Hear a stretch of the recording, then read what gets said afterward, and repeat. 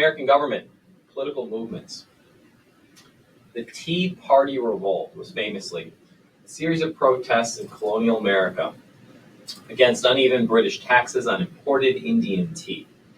Such taxes had been imposed by the British Parliament, a body which the colonists had no direct representation in part to reinforce the message that Great Britain, the United Kingdom, was in charge of American colonial affairs. The tax protest took its most extreme form in the city of Boston. The local British governor refused to meet with community leaders to discuss the tea tax, so community leaders took matters into their own hands.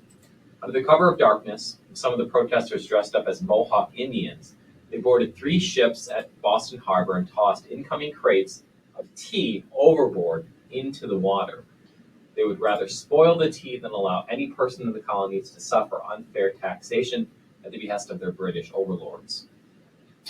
Outraged, the British governor closed the harbor to further exports or imports. That further angered the colonists, and the protest spread. Within a year, the United States and Great Britain were at war with one another. The Boston Tea Party, led by a group of political rabble-rousers, truly launched America's first successful protest movement. Since then, the United States has witnessed thousands of such movements unfold. A political or social movement can be defined as an active and sustained effort to achieve social and political change by people who believe that the government is unresponsive to their concerns, people who want change. Political movements seek to bring about that change. They are protests of the status quo, or the present state of affairs. Political movements are characterized by a challenge to authority from outside established institutions, most dramatically when people take to the streets in protest. In this way, advocacy through social movements are different from advocacy through political parties or interest groups. It comes from outside the system. Those forms of advocacy take place within established institutions such as elections, political parties, or legislative bodies.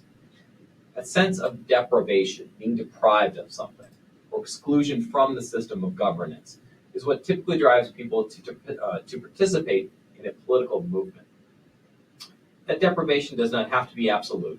In most cases, in fact, it tends to be relative, meaning that movements tend to emerge when people think they are unfairly deprived in comparison to some other group.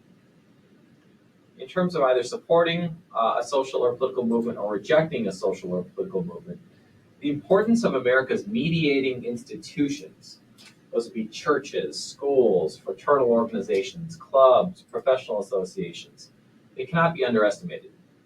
Not only are mediating institutions effective, sometimes crucial in providing services to the benefactors, they are, as Alexis de Tocqueville pointed out, a bulwark of freedom against the encroaching power of the state or the government. The recognition of the consequence of these associations is especially significant for Americans because we have been particularly adept at forming mediating institutions. As Tocqueville observed more than 100 years ago, Americans carried out, quote, to the highest perfection the art of pursuing in common the object of their common desires.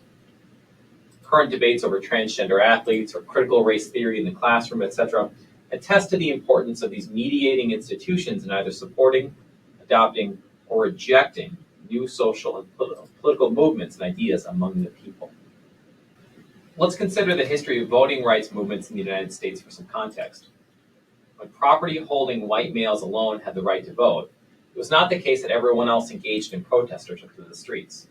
The protests that did come came from overwhelmingly propertyless white males. After voting was extended to all male citizens, including blacks, it was women who began to protest. Where voting was in practice reserved for white citizens in the 20th century, it was black Americans who began to demand equal access to the ballot. Over the course of U.S. history, there have been literally hundreds of large and small political movements that have succeeded in achieving their aims. But these organizations have been the exception. Most movements eventually faltered. The Prohibition movement against the manufacture and sale of alcohol has the distinction of being both successful and unsuccessful, famously. In 1919, the movement achieved their goal of securing a constitutional amendment that prohibited the manufacture, sale, and transportation of alcohol across the United States. The amendment turned out to be a boon to organized crime, as mob bosses like Al Capone stepped up to supply liquor in the legal vacuum this amendment created. Americans, on average, actually drank more during the time of Prohibition than they did before the amendment was passed. The constitutional ban on alcohol was repealed by FDR in 1933. Even successful political movements can have unintended consequences and can later fail. So what are the factors that affect whether a political movement is likely to succeed in America? Let's consider the most successful political movements in U.S. history. These would include the Jacksonian Democratic movement to expand democracy early 19th century under Andrew Jackson, the abolitionist movement to end the practice of slavery in the United States, the women's suffrage movement to gradually state by state and then by constitutional amendment give women the right to vote, the progressive movement, which literally reshaped the Constitution in innumerable ways and reformed how government works in the United States in the early 20th century, and the civil rights movement for equal treatment between blacks and whites in the 1950s and the 1960s. Less successful movements of record that you might not have heard of would include the anarchist movement against government in the United States in the early 20th century, the utopian movement, the socialist movement again in the 20th century, the nativist movement against foreigners, and the Black Power movement that coincided with the civil rights movement. Can you notice any differences between the list of successful and unsuccessful movements? The difference I see immediately is that the successful movements were able to couch their efforts in widely accepted American ideals. They didn't rock the boat, per se. Compare the soaring and inspiring rhetoric of Martin Luther King Jr. to the whip-sharp criticisms of the United States offered by Malcolm X, for instance. Like MLK Jr., Malcolm X's message captivated and challenged the United States, the people of the United States. But Martin Luther King Jr. included the people not in his movement in his message. Malcolm X did not seek to weave his message in the tapestry of America because he rejected America's traditional ideals outright. Same with the anarchist movement, same with the socialist movement. It was not to reform, those movements were not to reform existing systems, they were to upend existing systems. A greater degree of equality was the goal of the civil rights and women's suffrage movements, whereas a greater degree of self-government was the aim of the Jacksonian and progressive movements. Alignment with accepted ideals gave these movements an advantage. It made it harder for opponents to portray their goal as illegitimate and made it easier for them to attract supporters outside of their group. Andrew Jackson, and his followers favored a reinterpretation of the Constitution in favor of expanding democracy, particularly for rural, working-class whites. The progressives sought to bend local, state, and federal power to reshape America's cities through reforms and regulations that put the well-being of the citizenry and social progress above other political questions. Such was also the case, for instance, with the civil rights movement in the 50s and 60s. The movement was led by black Americans, but it had the support of hundreds of thousands and eventually millions of white Americans who shared with their African American counterparts the same commitment to equality before the law, as outlined in America's founding documents. On the other hand, the less successful movements in the list ran counter in many ways to America's founding values. Such protests are often understood as revolutionary movements. In at least some way, they seek to overthrow the existing value system present since the founding of the U.S. It would be an understatement to call that aim far-fetched. Value systems are deeply rooted, and though they evolve, they are difficult to uproot. No less a revolutionary than Frederick Engels, Karl Marx's closest associate, recognized that when he said in 1893, a time when communism, the idea that government should control markets, property, and the means of economic production, was spreading throughout continental Europe, that he had little hope for a communist revolution in the United States. American workers, he said, were individualists. Self-reliance rather than class consciousness was their eternal creed. They would never abandon their individualism for collectivism. They understood that what they earned they had in life and would not forfeit their gains to anyone, let alone a monolithic socialist government. Now, what else might affect the success of a political movement? There are three factors that thinkers have identified as particularly important. One is a movement's ability to sustain itself, or sustainability. Does it have or can it generate the organization, donations, money, media attention, and other resources needed to keep itself going, to sustain itself? A second is institutionalization. Can it, for example, get its goals enacted into law and thereby giving it a permanence that it would otherwise lack? Can it make itself a part of the system? The third is legitimacy. Can it convince others that its cause is a worthy one? Legitimacy is not simply an issue of a movement's goals. It's also a matter of its tactics and methods. For example, when the anarchist movement, which rejects all forms of government, of the early 1900s resorted to bombings and other forms of violence, it lost whatever chance it had of winning broader public support. Tactics matter too. The importance of these three factors can be seen by looking at the Black civil rights movements of the 1950s and 60s. In terms of sustainability, it had extraordinary leadership.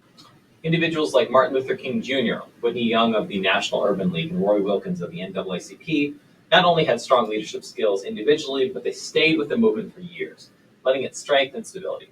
Outside support also helped sustain the movement. The Urban League, for instance, was supported mostly by donors from outside the organization, nearly all of whom were white. In terms of legitimacy, the Black civil rights movement had more than enough of it from the start. Opinion polls as early as the 1930s indicated growing support for racial improvement in the United States, but that support was not intense enough to force any real change. Over time, the civil rights movement was able to generate broad support, in part because of its nonviolent tactics of its leaders like Martin Luther King Jr. Those tactics contrasted sharply with the brutal attacks on civil rights marchers by police, white police in Alabama and elsewhere, broadcast all over the world on shiny new television screens. By the time Congress passed the 1964 Civil Rights Act, the majority of white Americans outside the Deep South favored giving Black Americans equal access to restaurants, hotels, and other public accommodations because of the success of those aspects of the movement. The Black Civil Rights Movement also succeeded in institutionalizing itself. The Civil Rights Act of 1964 outlawed discrimination in the use of public accommodations. Institutionalization was also achieved by the movement of Black voters into the Democratic Party that became a fixture of the political party. Blacks had been Republicans. After all, it was Republican President Abraham Lincoln who famously won the Civil War for the North, freed the slaves of the Confederate States. But in the 1950s and 60s, as the Democratic Party took the lead on civil rights, African Americans increasingly identified themselves as Democrats, formerly the political party of slavery and secession. The importance of this development was that it gave Black Americans a secure institutional base. In an unexpected twist of fate, they believed they could count more on the Democratic Party to help protect them and promote their rights moving forward. Let's look at a contrasting case, focusing solely on the question of legitimacy. Although it's widely assumed that widespread Vietnam War protests hastened the end of the war, those protests might actually have prolonged it. The base argument rests on the reality that most Americans had a negative view of the protests and protesters, which made it harder for the majority of Americans to reach the conclusion that the war should actually end, that they agreed with the protesters. The great majority of Americans, about 75% of them, had a negative view of America's anti-war protest movement and the so-called hippies among its ranks, organizing out of America's colleges and urban centers. People opposed the protests due mostly to the way protesters expressed their opposition to the war, trampling on the American flag, burning their draft cards, using recreational drugs, and clashing in the streets with police. In the minds of many Americans, the protesters were not simply anti-war, they were anti-American. The Vietnam War effort may have been doomed, but in the least, it had been inspired by noble ideals. The public's opinion of the protesters came into sharp focus in 1970 when National Guardsmen opened fire on unarmed student demonstrators at Kent State University, killing 4 and wounding several others. There was no conceivable excuse for the shooting. It was callous and senseless. But who did most Americans at the time blame for the shooting? They blamed the students. A Gallup poll afterwards indicated that only 1 in 9 respondents faulted the National Guard for killing. 5 times as many ordinary people on the street said it was the students' fault. History itself cannot resolve the question of whether the Vietnam protests shortened or lengthened the war. What's clear, however, is that the protest movement's tactics weakened the effort's legitimacy. Let's consider some more recent political movements you may be familiar with: the anti-government Tea Party movement and the anti-corporate Occupy Wall Street movement, both through the lens of their sustainability, legitimacy, and institutionalization. The Tea Party movement of roughly 2009, 2010, and the Occupy Wall Street movement, 2010-2011. Both movements succeeded in changing the national debate. The Tea Party movement by refocusing the nation's attention to the size and scope of America's government, and the Occupy Wall Street movement by directing attention at America's widening social and economic inequalities. The so-called Tea Party movement surfaced as early as 2008 as a tax protest, a negative reaction to the sharp spike in government spending after the Great Recession, including the nearly $800 billion stimulus program and the nearly $500 billion direct bailout of banks and financial institutions. This spending flared the simmering resentment that many Americans felt toward the nation's ballooning annual federal deficits, beginning after the 2001 terror attacks. That resentment boiled over on April 15, 2009, the date that Americans' taxes are due. In cities and towns across the country, Tea Party protesters gathered to express their disdain for an ever-growing government list of expenditures. They tossed tea bags over the White House fence. Conservative donors and organizations featured and channeled the movement. Conservative talk show hosts and media outlets trumpeted the Tea Party.